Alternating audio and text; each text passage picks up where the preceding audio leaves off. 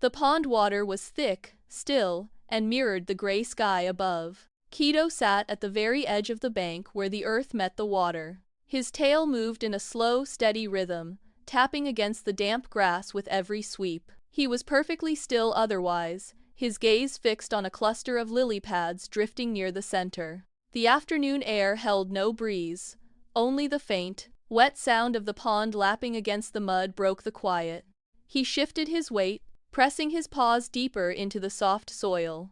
The silence was absolute, heavy with the scent of stagnant water and tall, cooling weeds.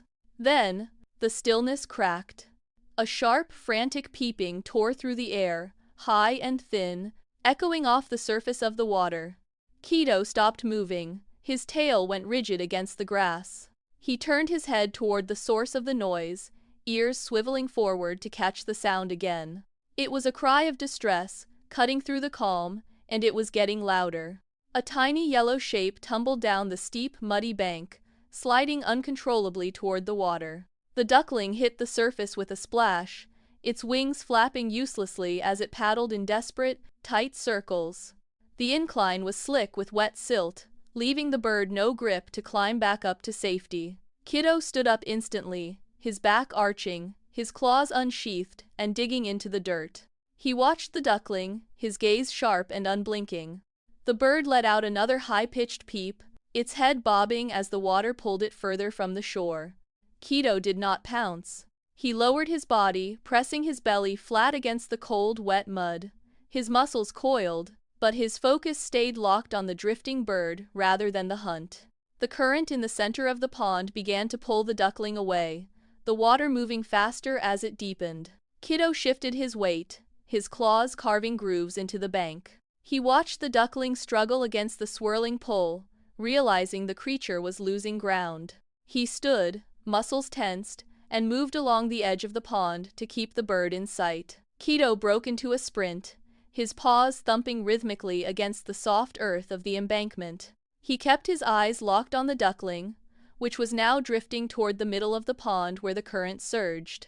He reached the base of a fallen willow branch that arced out over the water like a bridge. It was thin, gnarled, and looked barely capable of holding his weight. He did not hesitate.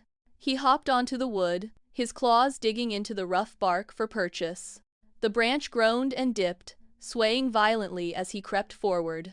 Below him, the water swirled in dark, hungry eddies.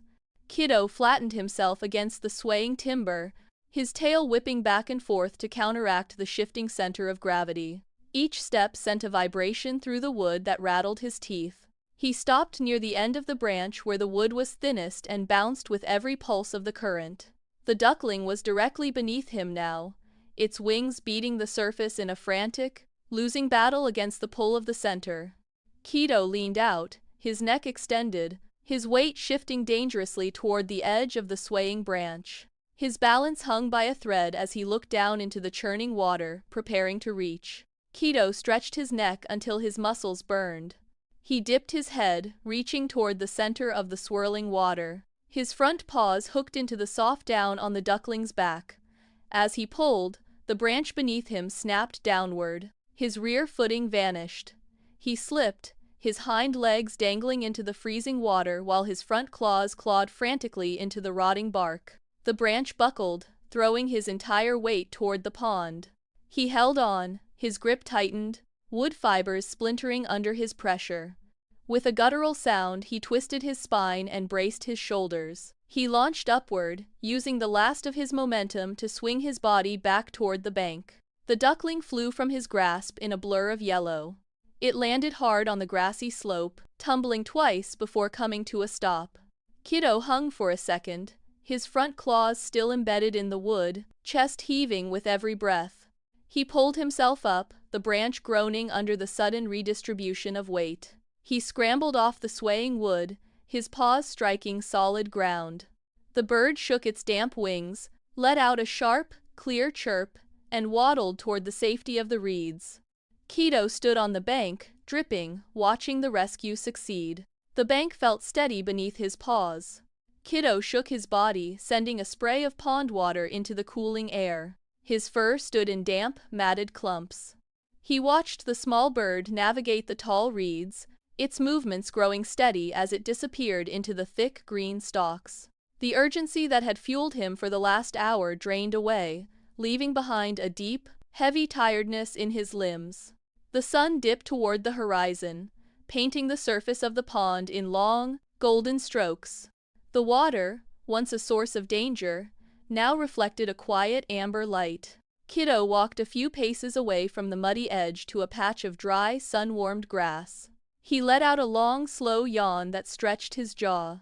He tucked his front paws beneath his chest, pulling his tail around his body until he formed a tight, rounded shape. The silence of the afternoon returned, deeper and softer than before. He felt the fading warmth of the ground against his belly. The light dimmed to a soft violet. Kidow closed his eyes, his breathing slowing until it matched the gentle rustle of the evening breeze through the grass.